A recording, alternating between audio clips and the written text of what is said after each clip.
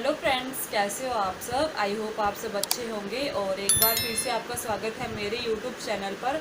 और आज जो है वो आपके लिए मैं एक और बहुत अच्छी वीडियो लेके आई हूँ। आई होप आपके लिए ये वीडियो हेल्पफुल हो।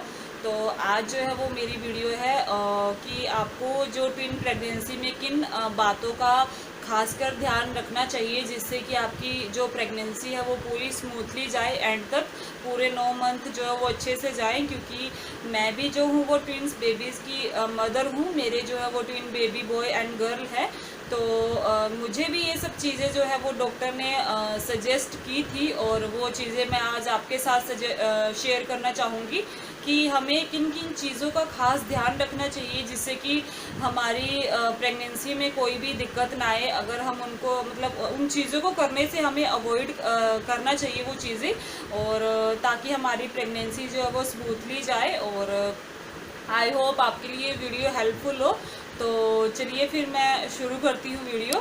तो सबसे पहले हमें जो है वो भारी वजन उठाने से जो है वो परहेज करना चाहिए। और क्योंकि क्या होता है ना, हम लोग जैसे जिनकी भी ट्विन प्रेगनेंसी है, जैसे मैं थी ट्विन से प्रेग्नेंट, तो क्या होता है कि उस टाइम पे जो प्रेग्नेंट लेडी रहती है ना, उसका वजन तो वैसे ही ज़्यादा हो चुका होता है, क्योंकि 2 बेबीज जो है वो ग्रो कर रहे होते हैं अंदर। तो हमें ना उस टाइम पे कोई भी भारी सामान वाली भारी जो भी सामान रहता है उसको उठाने से परहेज ही करना चाहिए, क्योंकि उससे ना पेट पे जोर पड़ता है, और उससे जो है वो बेबी जो है ना वो गर्भ में रहता है, तो गर्भ से नीचे आने का खतरा रहता है, और मिसकैरेज होने का भी चांस रहता है अगर हम भारी सामान उठाते हैं।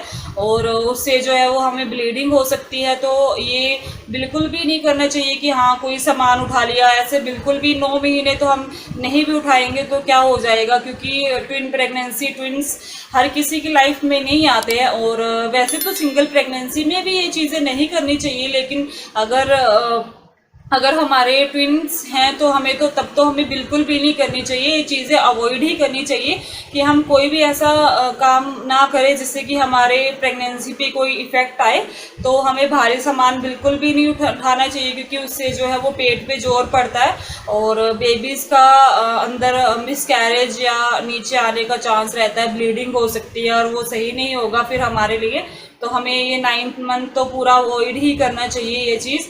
और सेकंड जो है वो हमें अच्छा खाना खाना चाहिए, क्योंकि जब मैं प्रेग्नेंट थी तो मुझे डॉक्टर बोलते थे कि आपको जो है वो 3 लोगों को खाना खाना है। एक तो आपको अपना खाना खाना है, और 2 आपके बेबीज़ के हिस्से का भी आपको ही खाना खाना है। क्योंकि क्या होता है ना कि मदर के थ्रू ही बेबीज़ को जो है वो न्यूट्रिशन मिलता है, और अगर मदर अच्छा खाना खाएगी तभी बेबीज़ को अच्छा हेल्दी न्यूट्रिशन उनको मिल पाएगा, वरना उनकी भी सेहत के ऊपर असर पड़ेगा। तो मुझे भी डॉक्टर ने सजेस्ट किया था कि आपको जो है वो अच्छा खाना खाना है, और हमें ऐसा कुछ भी नहीं खाना है कि हाँ पेट भरने के लिए कुछ भी खा लिया, जंक फूड, मैगी या कुछ भी ऑयली चीज़ ये सब खा ली, हमारा पेट भर गया, हम तो भूखे नहीं हैं, ऐसे नहीं करना है हमें। और हमें एकदम बिल्कुल अच्छे से डाइट लेनी है, फ्रूट्स वगैरह अच्छे से खाना खाना है, दाल वगैरह लेनी है, ये सब चीज़ें। और डेयरी प्रोडक्ट्स जैसे दूध वगैरह ये सब चीज़ें लेनी है। ऐसा नहीं कि हमें बाहर जाके बर्गर खा लिया या कुछ पिज़्ज़ा खा लिया, ऐसा नहीं करना है हमें, क्योंकि उससे बेबीज़ को नुकसान होता है, उससे बेबीज़ को कोई फ़ायदा नहीं होता है, और हमारी सेहत पे भी उससे असर पड़ता है। क्योंकि अगर हम ऐसा ऑयली या मसालेदार चीज़ें खाते तो हमारा हार्ट बर्न होता है, बहुत ज़्यादा दिक्कतें होती हैं। और मैंने भी अपने प्रेगनेंसी के टाइम पे ये चीज़ें बिल्कुल अवॉइड की थी, और मुझे कुछ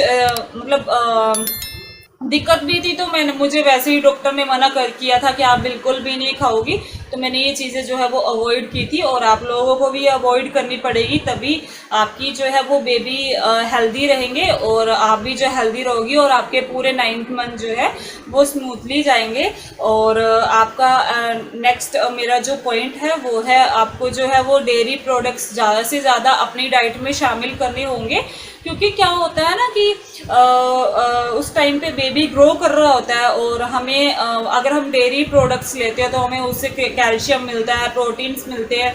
तो हमारे लिए वो कैल्शियम प्रोटीन बहुत ज़्यादा फ़ायदेमंद होंगे बेबी के लिए भी, क्योंकि उस टाइम बेबी ग्रो कर रहा है, और बेबी की जो हड्डियां हैं उनको बोन्स वगैरह है जो भी है, तो उनको कैल्शियम प्रोटीन्स मिलेंगे, वो बहुत ज़्यादा ज़रूरी है उसके लिए। तो हमें जो है वो डेयरी प्रोडक्ट्स बहुत ज़्यादा यूज़ करने चाहिए, जैसे कि दूध लेना चाहिए और पनीर वगैरह और भी डेयरी प्रोडक्ट्स जो भी है वो हमें लेने चाहिए, ताकि हमें अच्छे से कैल्शियम प्रोटीन जो है वो उनसे मिल पाए। और मैंने दूध तो नहीं लिया था, लेकिन पनीर वगैरह जो है वो मैं खाती थी, कच्चा पनीर खाती थी, और दूध मुझे पसंद नहीं था, मैं नहीं लेती थी। और नेक्स्ट पॉइंट जो है वो मेरा ये है कि हमें किसी भी तरह का खिंचाव जो है ना, हमें अपने पेट के ऊपर नहीं आने देना है, क्योंकि ट्विन प्रेगनेंसी रहती है ना, तो पेट का साइज बहुत ज़्यादा रहता है। 2 बेबीज़ है, ऑब्वियसली ऐसा होगा कि दोनों ग्रो कर रहे हैं, तो जो प्रेग्नेंट लेडी है उसका वजन भी ज़्यादा रहेगा, बेबीज भी हैं अंदर, तो हमें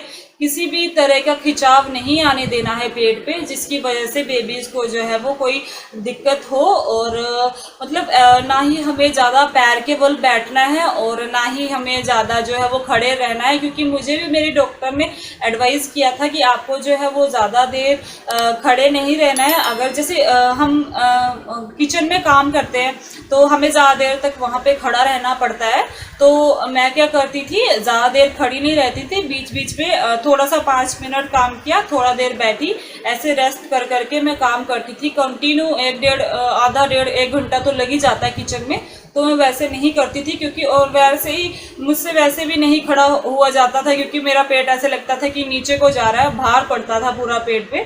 तो आपको भी ऐसा नहीं करना है और पैर के बल नहीं बैठना है, क्योंकि बेबीज का ना नीचे आने का चांस रहता है, तो वो नहीं करना है हमें बिल्कुल भी, ताकि बेबीज को जो है वो कोई दिक्कत का सामना करना पड़े। और ये सब चीज़ें मेरी डॉक्टर ने मुझे सजेस्ट की थी उस टाइम पे। और मेरा नेक्स्ट पॉइंट है, हमें जो है वो अपने ट्विंस की कंडीशन जानने के लिए ना बार बार डॉक्टर से कंसल्ट करना चाहिए, क्योंकि क्या होता है ना, ट्विन प्रेगनेंसी जो है वो नॉर्मल सिंगल प्रेगनेंसी से ना डिफरेंट होती है। ट्विन प्रेगनेंसी को जो है वो risk pregnancy, high risk pregnancy में माना जाता है, क्योंकि 2 बच्चे हैं तो रिस्क तो रहता ही है। और हमें जो है वो बार बार बच्चों का कंडीशन जानने के लिए ना डॉक्टर से कंसल्ट करना चाहिए, ताकि हमें पता चल जाए कि हमारे बेबीज को कोई दिक्कत तो नहीं हो रही है, सब सही से चल रहा है या नहीं चल रहा है। और क्या होता है कि कई बार बच्चे जो है वो एक दूसरे की गर्भनाल जो रहती है ना वो गले में अटका लेते हैं, या तो फिर एक बेबी अच्छे से ग्रो कर रहा होता है, एक नहीं कर रहा होता है अच्छे से ग्रो। और एमनियोटिक फ्लूइड वगैरह बहुत सारी चीज़ें रहती है जो प्रेगनेंसी में चेक करनी रहती है। तो हमें ट्विन प्रेगनेंसी है तो खासकर हमें बार बार डॉक्टर से कंसल्ट करना चाहिए। अगर हमें थोड़ा सा भी कुछ दिक्कत लग रही है ना कि डेली से कुछ डिफरेंट हो रहा है, तो हमें जो है वो डॉक्टर से जो है वो कंसल्ट करना चाहिए, ताकि डॉक्टर जो है वो सही टाइम पे जो है वो कुछ मतलब कर पाए और हमारे बेबीज़ को जो है वो कोई दिक्कत ना आने दे। तो और नेक्स्ट पॉइंट है कि हमें अपने बेबीज़ की जो मूवमेंट है ना उनका खास ध्यान रखना चाहिए। अगर हमें थोड़ा सा भी लगता है ना कि हमारा एक बेबी जो है वो मूवमेंट नहीं कर रहा है, और 1-2 दिन मेरे साथ होता था, 2-3 दिन मुझे फील नहीं होती थी, तो डॉक्टर के मैं पास जाती थी तो सब अच्छा, सब सही होता था, बेबीज़ की हार्ट बीट चेक करते थे डॉक्टर, तो सब सही होता था। तो अगर आपको लग रहा है कि नहीं यार बिल्कुल भी नहीं हो रही है मूवमेंट, तो आपको जो है वो डॉक्टर से तुरंत जाके कंसल्ट करना है। आपको ऐसा नहीं है कि नहीं यार हो जाएगी, वैसे तो पहले खुद से ट्राई करिए कि कुछ मीठा खाइए, कुछ ठंडा खाइए और थोड़ी देर चलिए। अगर नहीं तब भी नहीं होता है तो आपको डॉक्टर के पास जाना है, क्योंकि ट्विन प्रेगनेंसी में रिस्क रहता है बहुत ज़्यादा। और ये सब चीज़ें थी जो कि मुझे डॉक्टर ने सजेस्ट की थी, आपको ये सब चीज़ें फॉलो करनी है, और मैंने ये सब चीज़ें फॉलो की थी और मेरी जो है वो प्रेगनेंसी सही से चली थी और मेरे बेबीज़ जो है वो अच्छे से मेरे पास आए थे। और आपको भी वैसे ही करना है, आपको भी ये सब चीज़ें फॉलो करनी है, ताकि आपके बेबीज़ को कोई भी दिक्कत ना हो और आप जो है वो अपनी प्रेगनेंसी को स्मूथली लेके जाओ और आपके बेबीज़ जो है आपके पास अच्छे से आपके पास इस दुनिया में आए। तो ये था मेरा छोटा सा वीडियो, आई होप आपके लिए हेल्पफुल हो। और अगर आपको अच्छा लगे तो प्लीज़ लाइक करना बिल्कुल मत भूलना, और शेयर भी करना और चैनल को सब्सक्राइब करना भी बिल्कुल मत भूलना। तो चलिए फिर मिलते हैं आपसे एक नेक्स्ट वीडियो में, तब तक के लिए बाय, टेक केयर।